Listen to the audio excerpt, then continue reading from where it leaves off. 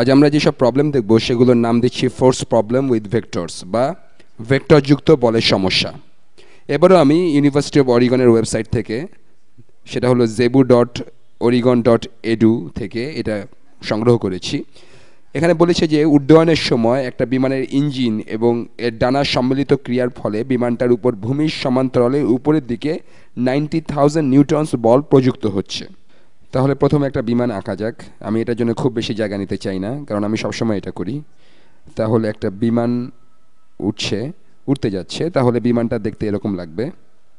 আর বিমানের ইঞ্জিন আর ডানার সম্মিলিত ক্রিয়ার ফলে 60 ডিগ্রি কোণে 90,000 নিউটনস বল উৎপন্ন হচ্ছে।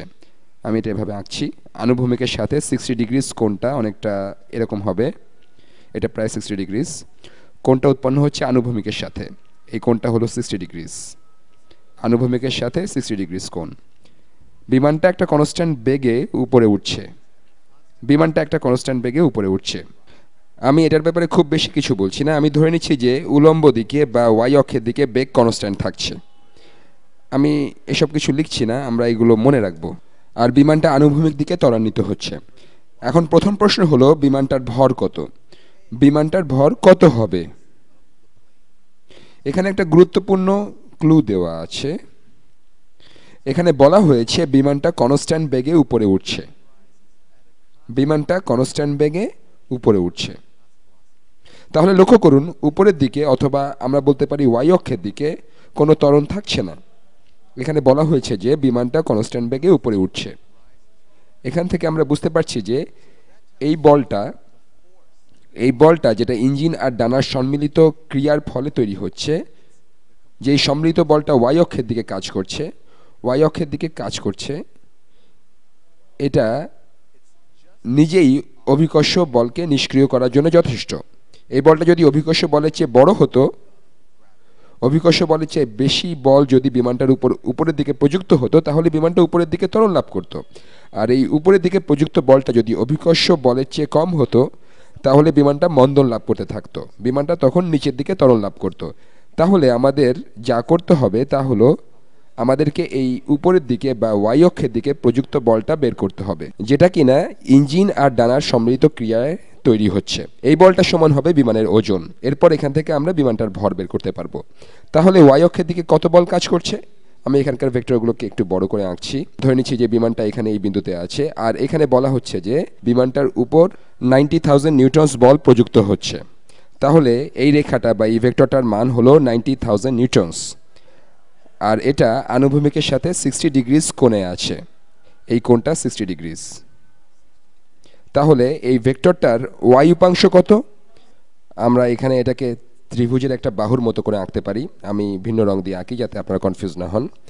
তাহলে আমরা এটাকে একটা ত্রিভুজ হিসেবে দেখতে পারি। আমি একটা ত্রিভুজ আঁকছি। যাই হোক, তাহলে ওয়াই অক্ষের দিকে এই উপাংশটা কত? ওয়াই অক্ষের দিকে আমরা এখানে সাইন অনুপাত নিচ্ছি। সাইন হলো অপোজিট বাই হাইপোটেনিউস। আমরা জানি যে সাইন অফ 60 ডিগ্রিজ সমান হবে অপোজিট, যেটা হলো ওয়াই অক্ষের দিকে বল, বাই হাইপোটেনিউস। এটা সমান বলের ওয়াই উপাংশ বাই হাইপোটেনিউস, যেটা হলো 90,000 নিউটনস। তাহলে ওয়াই অক্ষের দিকে বল সমান হবে 90,000 নিউটনস, 90,000 গুণ sign of 60 degrees Newton.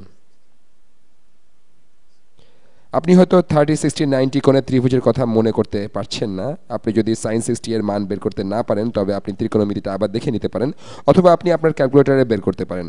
Sign of 60 ডিগ্রিজের মান হলো √3/2, কারণ এটা একটা 30, 60, 90 কোণের ত্রিভুজ। তাহলে ওয়াই অক্ষের দিকে বল হলো 90,000 গুণ √3/2। এটা সমান হলো 45,000 √3 নিউটনস। তাহলে এটা হলো ওয়াই অক্ষের দিকে বল, ঠিক আছে। আর আমরা এটা জানি যে এটা সমান হতে হবে বিমানটার ওজন, কারণ এই বলটা এখানে ওয়াই অক্ষের দিকে কাজ করবে। এই ওয়াই অক্ষের দিকের বলটা আমরা এইমাত্র বের করেছি। এই বলটা সম্পূর্ণভাবে অভিকর্ষ বলকে নিষ্ক্রিয় করবে।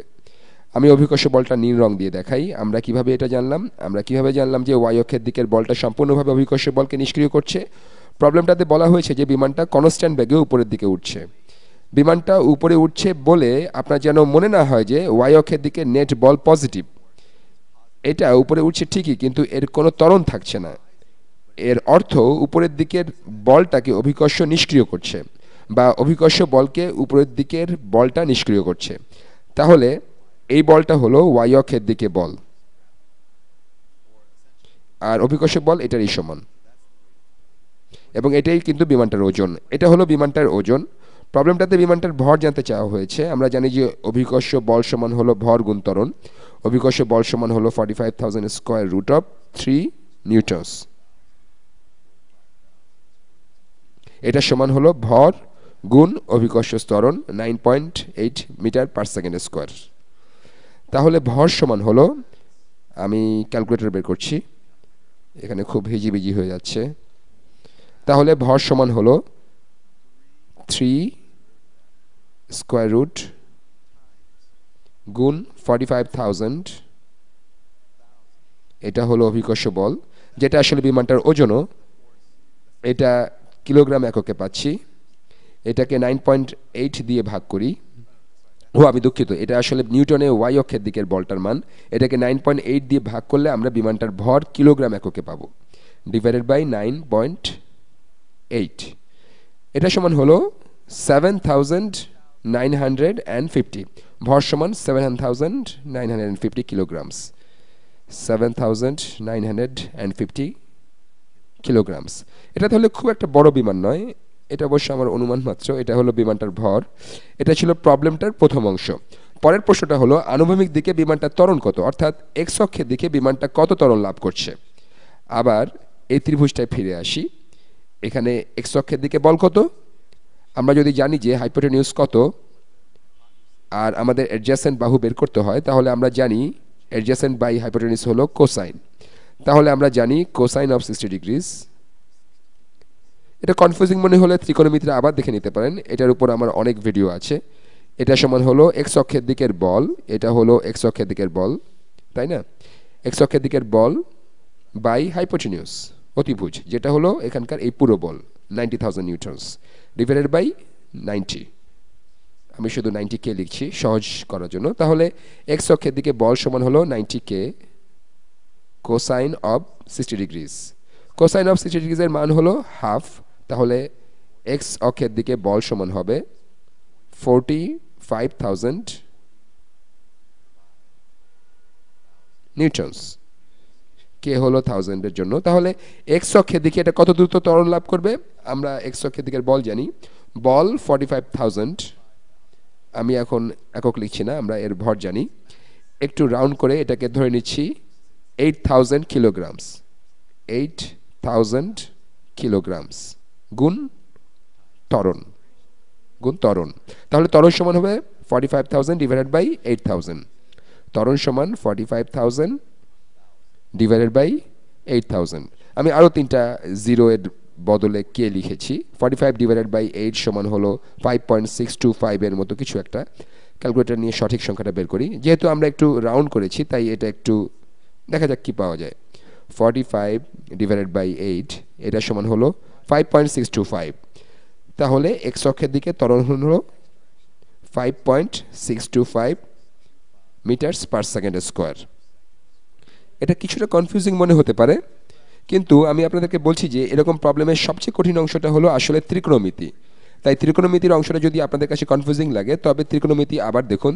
ত্রিকোণমিতির প্লেলিস্টের প্রথম হতে সো কাটোয়া পর্যন্ত জিনিসগুলো আবার দেখুন। আশা করি আপনি 30, 60, 90 কোণের ত্রিভুজের বিষয়টা আবার শিখবেন বা মুখস্থ করবেন, যেটা ফিজিক্সের অনেক প্রবলেমের ক্ষেত্রেই কাজে লাগবে। আমার মনে হয় এগুলো আবার দেখার পর এক্স এবং ওয়াই উপাংশে কোনো ভেক্টরকে বিভাজিত করাটা আপনার কাছে খুব সহজ লাগবে। সত্যি বলতে কি, আপনি যদি ত্রিকোণমিতি জানেন আর ভেক্টরকে সহজে এক্স আর ওয়াই উপাংশে বিভাজিত করতে পারেন, তবে এরকম প্রবলেম করাটা কোনো ব্যাপারই না। পুরো মেকানিক্স আসলে এসব নিয়েই। এখানে এই ব্যাপারগুলোই বিভিন্নভাবে বারবার প্রয়োগ করা হয়, তাই আপনার সম্পূর্ণ প্রস্তুত থাকা দরকার। তাই আপনার যদি এখানে কোনো সমস্যা থাকে তবে আসলেই এগুলো আপনাকে আবার দেখতে পরামর্শ দিচ্ছি। পরবর্তী ভিডিওতে আবার দেখা।